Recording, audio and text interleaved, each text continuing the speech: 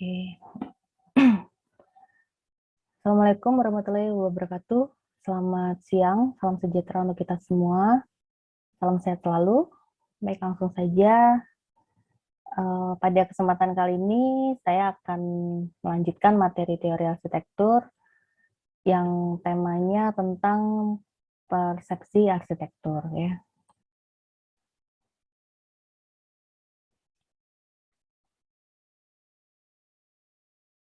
Persepsi itu adalah sebuah makna ya, yang kita dapat dari sesuatu dari penangkapan indera kita gitu. Jadi persepsi itu adalah stimulasi mengenai sesuatu atau pemahaman terhadap sesuatu berdasarkan apa yang kita rasakan dari panca indera kita gitu ya. Nah, tapi kalau di sebuah bangunan ya, sebuah karya arsitektur, kira-kira bisa nggak sih kita membagikan pengalaman kita saat berada, misalkan di sini ada Rian nih. Rian ini habis jalan-jalan nih ke Malioboro misalkan ya. Terus si Sulham ini belum pernah ke Malioboro. Bisa nggak dia nyeritain 100% persis dengan keadaan atau pengalaman dia saat di Malioboro ke Sulham? Bisa nggak? Bisa nggak dari ceritanya si Rian, Sulham bisa langsung, oh Malioboro tuh bentuknya kayak gitu gitu, atau dia dia malah bisa aja mereka-reka bentuk Malioboro gitu. Kayak umpamanya gini ya, kalau kalau menurut saya sih tidak bisa yang 100% gitu ya. Mungkin kita hanya bisa memberikan deskripsi gitu, mendeskripsikan tempat itu, kemudian kita menceritakan oh di sana banyak uh, kereta kuda atau banyak andong kayak gitu, atau juga banyak pejalan kaki, banyak pedagang kaki lima, tapi kita tidak bisa menggambarkan benar-benar seperti keadaan kalau kita berada di sana gitu ya. Beda sama sebuah puisi, sebuah karya sastra gitu, kita bisa mengimajinasikan. Jadi kayak kalau kalian baca novel gitu ya, baca novel, theater of mind kita kan akan bekerja gitu ya. Karya sastra itu kan diterima oleh orang masing-masing. Nah, sehingga kalau untuk bangunan, untuk sebuah karya arsitektur, sangat sulit kita untuk bisa mendeskripsikan dengan kata-kata gitu ya. Nah, jadi seseorang itu mungkin dia bisa bayangin, tapi dia tidak bisa menikmati atau merasakan seperti yang orang lain merasakan gitu. Kayak misalkan Sulham nih udah pernah ke Parangtritis gitu. Sementara Rian belum nyeritain pantai. Mungkin yang ada di pikiran dia ya seperti pantai-pantai pada umumnya gitu dia pikirannya Rian, tapi tidak bisa membayangkan apa sih itu gumuk pasir, apa itu arena para layang, apa itu bagaimana kondisinya di sana. Mungkin kan setiap pantai itu juga punya karakter. Nah, itu tadi yang kita tidak bisa membayangkan atau menikmati 100% sama seperti kalau kita berada di sana gitu ya. Berada di sebuah karya arsitektur, berada di sebuah kota atau berada di sebuah landscape tertentu gitu. Ya. Sehingga tidak seperti puisi yang dapat dinikmati melalui pengungkapan kata-kata yang indah, ya. Pengalaman tentang sebuah karya arsitektur bukanlah sebuah pengalaman yang dapat diterjemahkan lewat kata-kata. Untuk dapat menikmati suatu karya, kita harus ada di dalam figur karya tersebut. Jadi kita bisa menikmati sebuah tempat gitu. Kalau misalkan kita main ke Lawang Sewu, kita bisa merasakan keindahan di sana, ataupun ada aura mistis di sana, atau ada pengalaman spiritual ya, misalkan tempatnya masih terasa agak horor atau bisa kelihatan seperti zaman Belanda gitu. Nah, setiap orang tuh kan punya imajinasi yang berbeda-beda saat dia berada di tempat tersebut gitu ya. Jadi pengalaman orang yang satu dengan yang lain itu akan berbeda. Nah, di sini ada istilahnya pengalaman rasa ya. Mendengar, mencium, meraba gitu. Seperti halnya dengan pengalaman visual dan kinestetik ya. Bukanlah hanya merupakan masalah fungsi indrawi secara fisiologi, tapi juga dipengaruhi dengan latar budaya, pendidikan, pengalaman, keahlian yang dapat dipelajari. Mungkin yang contohnya di sini kayak tadi ya di Lawang Sewu ya. Mungkin orang yang nggak pernah mikir horor, nggak pernah tahu atau nggak pernah dengar cerita-cerita tentang kolonial, tentang zaman dulu seperti apa gitu, mungkin ya dia datang ke tempat-tempat peninggalan kolonial tuh nggak ada perasaan apa-apa, nggak perasaan kayak gimana gitu ya. Tapi mungkin yang orang yang peka gitu, atau malah dia punya indigo atau sixth sense kayak gitu, ke tempat-tempat seperti itu kan dia akan bisa mencium sebuah aroma gaib atau apa gitu. Nah itu kan perasaan yang timbul satu dengan yang lain pada suatu tempat itu akan berbeda kayak gitu. Jadi bagaimana kita mendengar, mencium, meraba itu dengan karakter yang berbeda-beda, itu manusia itu punya latar belakang pengalaman yang berbeda-beda gitu ya. Jadi memang di sini latar belakang budaya pun, pendidikan dan pengalaman juga berpengaruh terhadap apa yang kita lihat gitu, apa yang kita rasakan gitu ya. Nah, di sini kalian bisa lihat sebuah dinding room ya, atau tempat makan gitu ya, tempat makan untuk di open space ya, di luar gitu, outdoor, mau makan tempat makan outdoor atau resto outdoor gitu ya. Kira-kira gimana perasaannya kalau makan di situ gitu ya, terutama di tempat duduk yang paling ujung tuh, yang melingkar itu. Suasana, kemudian keadaan sekitar ini mempengaruhi juga ya terhadap persepsi terhadap suatu tempat. Berarti kan kalau kita di sini sendiri udah menjelang senja, apalagi ya udah remang-remang kayak gitu, ini nggak ada pencahayaannya, berarti cuman mengandalkan cahaya sekitar gitu ya. Berarti kan suasananya akan lebih wah gimana gitu ya. Tapi kalau kita sama teman-teman ya tetap asik, tetap bisa ngerasa enjoy gitu ya. Nah itu. Terus nggak was-was juga ini dengan strukturnya gitu ya. Jadi perasaan bareng-bareng sama sendiri itu akan berbeda. Itu juga yang menyebabkan namanya persepsi gitu ya. Jadi stimulasi dari luar ataupun dari dalam, kan kita takut, kita punya ketakutan dengan ketinggian, itu kan berarti dari dalam ya, stimulasi dari dalam. Tapi kondisi di sekitar, keadaan, kemudian banyak orang di sekitar kita, walaupun kita tadinya takut nih berada di sebuah rumah tua atau di sebuah bangunan tua yang misalkan di sebuah museum kayak gitu, kalau sendiri kan kita juga kok horor ya gitu. Tapi kalau kita main ke museum ataupun ke tempat-tempat yang ada pemicu untuk kita merasa takut gitu ya, kayak ini di tempat yang tinggi seperti itu, kalau ada stimulasi yang menyenangkan dari luar, kita tidak akan merasakan apa yang kita rasakan dari dalam gitu ya. Jadi ketakutan kita, kemudian kecemasan kita ini akan berkurang. Nah, sehingga manusia sebenarnya bisa mempersepsikan suatu tempat itu berdasarkan pengalaman, juga adaptasi dengan perilaku di sekitarnya gitu ya, keadaan sekitarnya. Jadi kalau keadaan sekitarnya ini nyaman, dia akan mencapai titik keseimbangan, merasa nyaman juga, merasa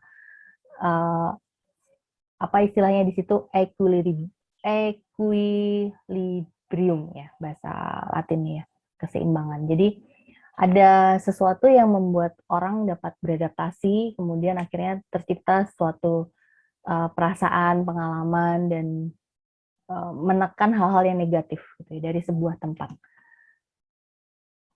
Jadi kayak ada orang yang takut ke rumah sakit gitu ya, suruh berangkat sendiri gitu nggak berani. Tapi kalau ditemenin, dia akan ngerasa lebih oke, nggak apa-apa kita ke rumah sakit kayak gitu ya. Ada yang seperti itu. Ya banyaklah orang yang bisa meredam emosi, meredam kecemasannya dari sebuah tempat karena ada faktor X yang mendukung gitu ya, dari luar. Sehingga dapat disimpulkan beberapa pengertian tentang persepsi dari beberapa ahli. Di sini ada Munsterberg, ya. Persepsi adalah bukan sekedar respon terhadap sensori yang datang atau pesan-pesan yang masuk ke dalam diri kita, tapi juga sebuah proses yang terus-menerus yang melibatkan intervensi dari luar, ya. Jadi ada hal-hal yang dari luar masuk ke dalam kita, kemudian perilaku kayak tadi, ya. Jadi kita tadinya takut, mungkin ada yang takut suasana yang gelap kayak gitu, tapi karena keadaannya ramai, ya ketakutannya tidak dirasa kayak gitu, ya. Kemudian ada dari Montague, persepsi menciptakan kesinambungan yang tidak terarah dalam sistem saraf pusat yang efferent dan ke dalam saluran atau efferent, ya. Jadi berdasarkan apa yang kita kirimkan, ya, pemikiran kita ke otak gitu, yang kita mau cemas atau tidak itu gitu, ya, persepsi. Kemudian Rapoport ini adalah mengumpulkan, merasai, memahami, ya. Dalam arsitektur, Rapoport menyatakan bahwa persepsi merupakan perbuatan yang melibatkan panca indera mata sebagai alat pengamatan. Kemudian ada Krupat, ya, persepsi sebagai cara untuk mendapatkan informasi melalui pengalaman sendiri. Dan yang terakhir dari Cantor, persepsi merupakan suatu proses yang melibatkan pemikiran. Nah, sehingga di sini kita bisa menyimpulkan bahwa persepsi itu terbentuk terhadap sebuah karakter seseorang, itu dari interaksi dengan lingkungan, kemudian proses mental seseorang sendiri terhadap lingkungannya, kemudian masuknya peristiwa dari luar, pengalaman, dan adat istiadat yang berlaku di sana. Jadi ada tempat-tempat yang dalam tanda kutip wingit gitu, ya. Nah, persepsinya akan horor, tapi mungkin orang yang baru datang gitu, ya, bukan dari penduduk setempat, dia nggak tahu sejarah tempat tersebut atau kewingitan dari tempat tersebut, mungkin perasaannya biasa aja gitu, ya. Tapi setelah diberitahu oleh yang jaga atau yang bertanggung jawab terhadap tempat tersebut atau juru kunci atau seperti itu, akhirnya mulai merasakan apa ya, oh tempat ini tuh wingit loh ternyata itu, ya. Jadi kayak seperti itu.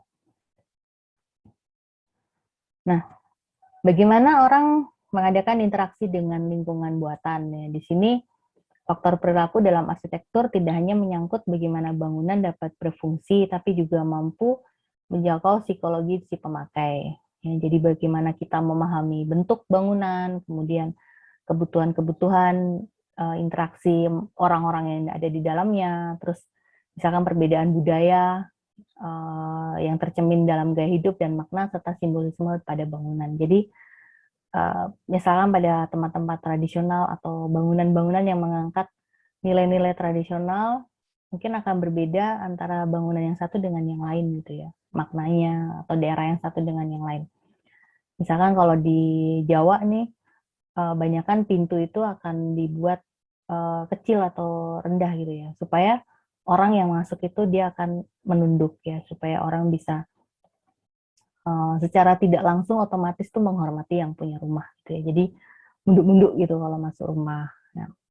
Nah, sementara kalau di standar Eropa, ya, standar Barat, arsitektur Barat gitu, walaupun itu bentuk tradisional, maksudnya tradisional di sana gitu, ya, tradisionalnya Barat, pintu ya seukuran manusia gitu, ya, malah lebih tinggi, paling enggak di atas dari tinggi manusia, supaya orang yang keluar masuk bisa nyaman kayak gitu. Jadi perbedaan budaya tersebut kan menghasilkan sebuah bentuk bangunan yang berbeda gitu, ya. Seperti itu, kayak ini lagi musim banjir nih, ya. Mungkin yang rumahnya di dekat sungai-sungai di Kalimantan gitu udah biasa, ya, dengan air debit sungai yang lebih, karena rumah-rumah di sana mungkin dengan rumah-rumah panggung gitu. Sementara yang kemarin ini kan habis terlanda banjir gitu, ya, banyak yang hanyut, ya, itu karena mungkin juga struktur rumahnya masih rumah bukan rumah panggung gitu. Nah, seperti itu. Jadi apa ya, kebiasaan atau perilaku dari sebuah tempat terhadap adat istiadat juga mempengaruhi persepsi dari sebuah karya arsitektur gitu. Nah, sehingga terbentuknya pengalaman pada persepsi dalam arsitektur ada dua macam, yaitu behavioris atau functional approach ya.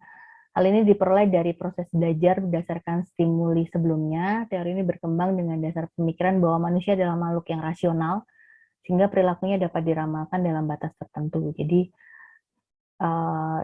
lebih rasional ini ya, mungkin lebih ke barat gitu ya. Sementara kalau yang sorry.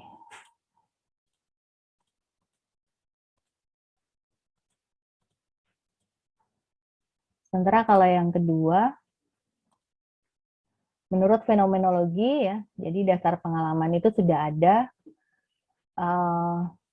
dari naluri ya. Jadi apa yang kita rasakan, apa yang kita pikirkan terhadap suatu tempat, kita persepsikan terhadap suatu tempat, itu berdasarkan naluri kita, berdasarkan refleks insting gitu ya.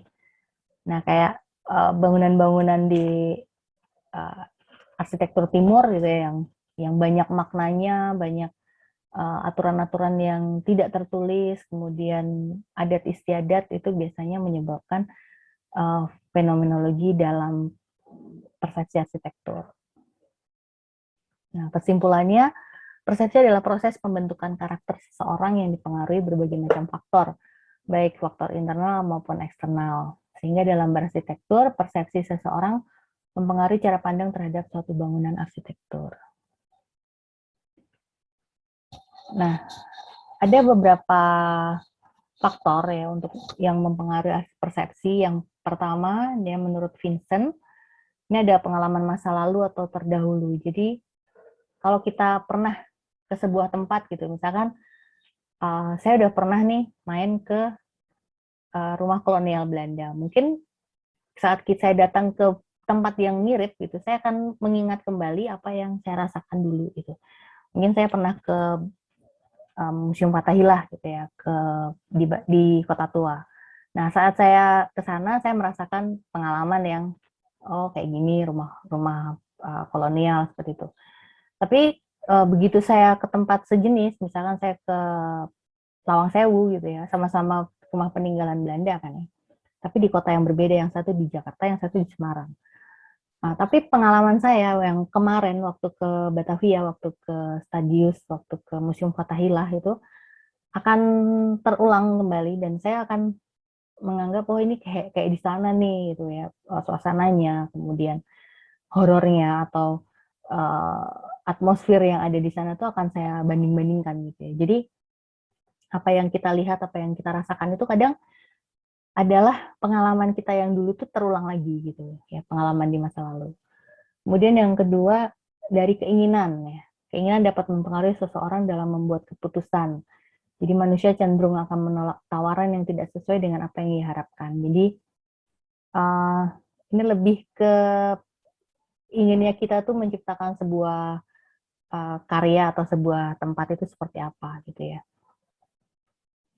Kemudian yang ketiga, pengalaman dari lingkungan sekitar. Jadi lingkungan sekitar menceritakan pengalaman yang telah dialaminya. Jadi ini mempengaruhi persepsi seorang gitu. Jadi saat misalkan kalian pernah jalan-jalan ke City Walk gitu ya. Yang satu di Braga, di Bandung, yang satu di Malioboro, ya, di Yogyakarta. Lingkungannya akan berbeda, ya. Kemudian suasananya akan berbeda. Yang satu di Jawa Barat dengan di Braga itu seperti apa, kemudian di Malioboro seperti apa, dan kalian akan tidak bisa menyamakan gitu karena konteks lokasinya pun berbeda, yang satu di Jawa Barat, yang satu di DIY Jawa Tengah ya, di DIY sorry, dan yang satu dengan latar belakang Sunda, yang satu dengan latar belakang Jawa. Mungkin orang-orangnya aja akan berbeda, bahasanya berbeda, logatnya berbeda, kemudian apa yang dijual pun berbeda ya. Jadi kekasan yang ada di Bandung sama yang khas di Jogja itu juga pasti akan berbeda gitu ya. Jadi persepsi kita terhadap tempat walaupun sama-sama city walk, sama-sama di Indonesia, tapi beda provinsi ini sudah akan berbeda. Gitu. Kemudian faktor yang mempengaruhi persepsi, yang pertama adalah disimpulkan ya dari yang tiga tadi, berarti perlu keadaan alam, ya, lingkungan yang dinamis, kemudian kecepatan dan kemauan kita dalam memahami lingkungan. Jadi kita bisa, walaupun kita pernah mengalami lokasi yang hampir sama, tapi kita bisa, oh ini beda nih tempatnya nih, udah gitu ya. Jadi nggak terbawa gitu, nggak terbawa masa lalu ya. Jangan kebawa kenangan ya. Oke, kemudian yang ketiga, kumpulan sosial yang berlainan akan mempengaruhi tanggapan yang berbeda terhadap kualitas dalam lingkungan. Nah, perspektif sendiri ada banyak ya aspeknya, seperti dari aspek penglihatan. Ini biasanya dia memberikan gambaran mengenai penilaian terhadap alam lingkungan. Kayaknya kepotong ya.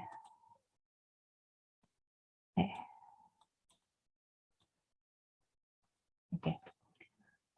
Untuk yang persepsi dari aspek penglihatan dapat dibagi menjadi 3 kategori, antara lain persepsi memberikan gambaran mengenai penilaian terhadap alam lingkungannya, kemudian menerangkan bagaimana manusia memahami, mempelajari alam dengan menggunakan peta mental ya. Jadi kayak theater of mind kita akan bekerja kembali, kemudian kita akan oh seperti ini gitu ya. Kemudian akan membedakan atau mendeskripsikan sebuah tempat gitu berdasarkan apa yang kita lihat.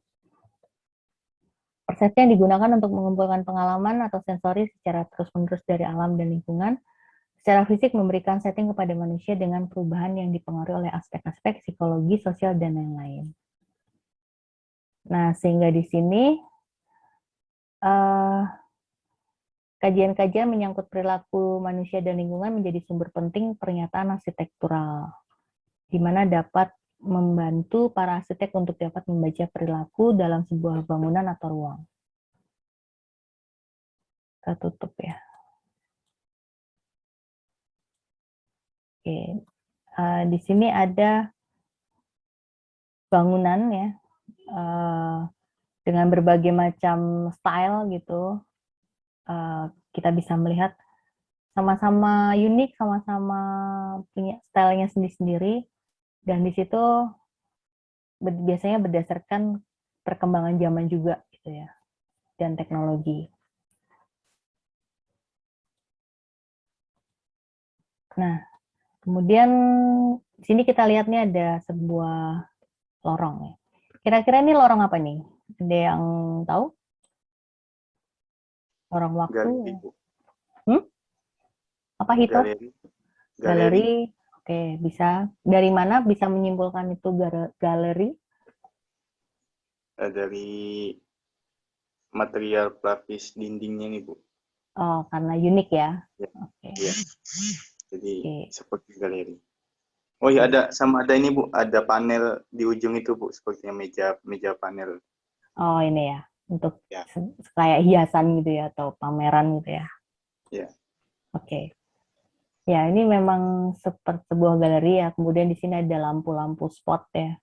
Nah, kalau lorong hotel kayaknya nggak akan sedetail ini gitu. Biasanya lorong hotel kan ya lurus saja gitu ya.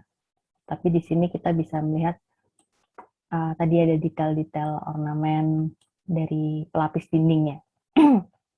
Nah, itu tadi ya. Jadi saat kita memandang bangunan, kita akan melihat korelasi ya dan kontekstual dengan apa yang ada di sana, kemudian stimulasi yang kita terima dari indera, kemudian pengalaman kita, misalkan kita sebelumnya udah pernah ke galeri, biasanya galeri ini suasananya kayak gini nih, gitu. Nah, itu akan menentukan reaksi kita terhadap sebuah bangunan ya, jadi akan ada persepsi itu. Nah, kelima indera dasarnya ada penglihatan, pendengaran, peraba, perasa, dan pembau gitu ya. Jadi biasanya ruangan itu kalau ini ada baunya gitu ya. Ruangan itu kalau kita masuk ke perpustakaan sama kita masuk ke pertokoan ya, masuk ke butik atau ke apa ya kalau cowok distro gitu, baunya akan sama nggak? Beda, Bu. Beda ya. Kalau di perpustakaan baunya apa? Kayak apa? Bau-bau kertas kadang Harum. bau buku gitu, Bu. Bau Bau-bau buku, kertas. Ya. bau kertas ya, agak-agak kayak jamur-jamur gitu ya. Ya, ya. Oke. Nah, saat kita ke butik, ke distro, biasanya baunya ini bau tekstil gitu ya. Bau pakaian gitu ya. Nah, itu tadi. Jadi dari situ kita tahu nih, oh ini tempat ini nih perpustakaan nih, oh ini tempat ini distro ya. Terlepas dari apa yang dipajang di sana gitu ya. Yang jelas pasti berbeda antara perpus dengan toko pakaian gitu ya. Tapi saat kita masuk gitu, kita udah langsung oh tahu ini, yang tanpa harus melihat. Kalau kita merem gitu ya, kita tahu nih ruangan apa gitu. Nah, kemudian indera apa saja tadi ya? Ada pendengaran, perasa, peraba, dan penciuman serta penglihatan. Ya. Nah, kemudian kalau penglihatan ini biasanya menyangkut visual, sifat spekulatif, absolut, relatif, kemudian pendengaran biasanya bermain rasa gitu, kita dengar, kemudian ada pengunjung yang datang, ataupun misalkan ada material yang diinjak, itu langkah kaki di bahan kerikil misalkan. Kalau kita lagi duduk-duduk nih di ruang tamu atau ruang tengah atau ruang tamu gitu ya. Kemudian kita dengar ada suara langkah kaki di halaman, kemudian atau ada suara pagar yang dibuka, oh ada tamu nih atau kayak gitu. Kita bisa bisa merasakan gitu ya.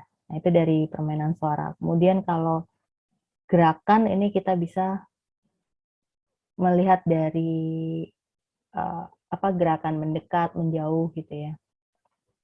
Nah, ini akhirnya dari keandaan itu, dari gerakan-gerakan itu kita juga termotivasi gitu untuk apa sih melihat akhirnya. Kemudian apa ya tadi didengarkan, dirasakan, kemudian kadang dibaui gitu ya, atau menyentuh apa yang ada di lingkungan tersebut.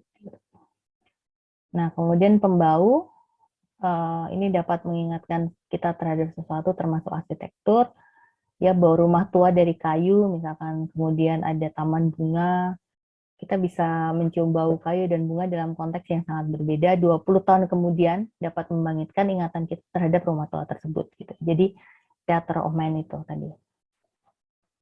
Rasa juga kita lebih pengen ngerti gitu ya, apa istilahnya kepo ya. Jadi kalau kita cuma lihat doang itu apa sih di sana itu gitu. Kok materialnya kayak sisik ular ya, itu kasar apa halus atau gimana. Nah, akhirnya kita merasakan gitu ya. Jadi keingintahuan kita ya, kita jadi ingin merasakan sesuatu material di sana. Nah, kemudian pengaruh respon terhadap sensori ya, pendengaran. Oh, ini ketumpuk ya, nanti dibetulin kalimat ketikannya. Jadi kalau pendengaran kita tuh dengar suara gitu ya, misalkan suara paving, gemericik air, terus air mancur atau water wall gitu ya, dalam sebuah ruangan. Saat kita bekerja gitu ya, terus kita punya ruang kerja di rumah yang dekatnya itu ada taman atau kolam gitu ya, terus kita mendengarkan suara gemericik air tuh kita bisa kayak seolah lagi berada di tepian sungai gitu ya. Jadi suasana kerja kita jadi lebih rileks gitu. Kemudian tadi ya mencium bau kayu, bau masakan. Nah, kemudian kalau dapur nih biasanya seringnya bau-bau masakan, terutama kalau jam-jam ibu lagi masak gitu ya, yang sampai bersin-bersin gitu kadang. Dan membangkitkan rasa lapar biasanya kayak gitu. Kemudian perasa ya, perasa ini kita bisa merasakan nih apa yang tadi ya, material-material yang ada di sana, kayak di villa ini ya, atau resort atau cottage ini yang berada di tengah hutan gitu. Ini ada bau-bau pinus, ada bau daun-daun pepohonan gitu ya. Kemudian yang kita rasakan tuh material kayunya itu biasanya lantainya lebih terasa dingin gitu ya, karena letaknya yang tidak di area yang cukup panas kayak gitu.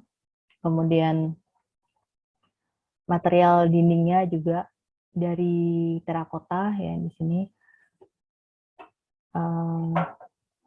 Kemudian ada gerakan ingin mendekat, pengen tahu kan kayak apa sih gitu ya. Oh, seperti ini. Kemudian di sini ada teras atau tritisan dan juga selasar di bagian luar gitu ya. Nah, ini bisa membuat orang merasakan suasana yang ya kalau sendirian di tempat kayak gini serem juga ya. Atau ada macan gitu. Tapi mungkin kalau dengan keluarga, family gitu ya, ngerasa tenang gitu ya, suasana tenang. Terus istilahnya liburan tuh lebih nyaman kayak gitu. Nah ini ya. Nah biasanya petirahan, kaget. Biasanya petirahan-petirahan gitu yang ada di ini. Kemudian dari sini kita bisa melihat juga persepsi visual ya, spekulatis visual ya. Jadi bentuk arsitektur, pendekatan, geometri, kemudian golden section ya.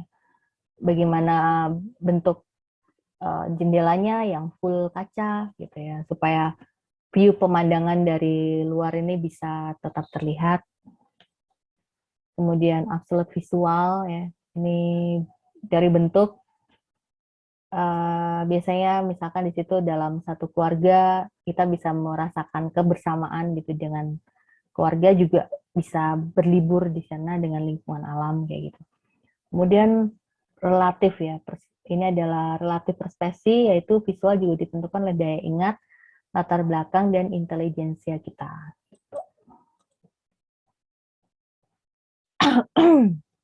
Selanjutnya, teori pendekatan mengenai bagaimana persepsi manusia terhadap lingkungan, yaitu ada dua, persepsi konvensional, yaitu pendekatan konvensional, dan juga pendekatan ekologi.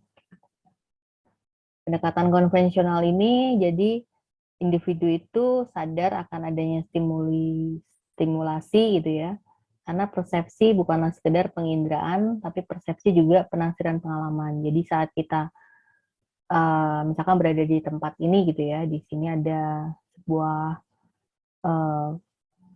cakro apa gazebo gitu ya. Walaupun dia tidak memakai penutup atap gitu, tapi kita bisa tetap menganggap bahwa ini sebuah tempat istirahat gitu ya, sebuah gazebo seperti itu. Ya karena kita pernah ada tempat yang seperti ini gitu. Kita pernah datang ke sebuah tempat wisata ataupun sebuah saung kayak gitu ya, ada tempat beristirahat seperti ini. Kemudian pendekatan ekologi ini biasanya juga dikenal sebagai pendekatan informasi.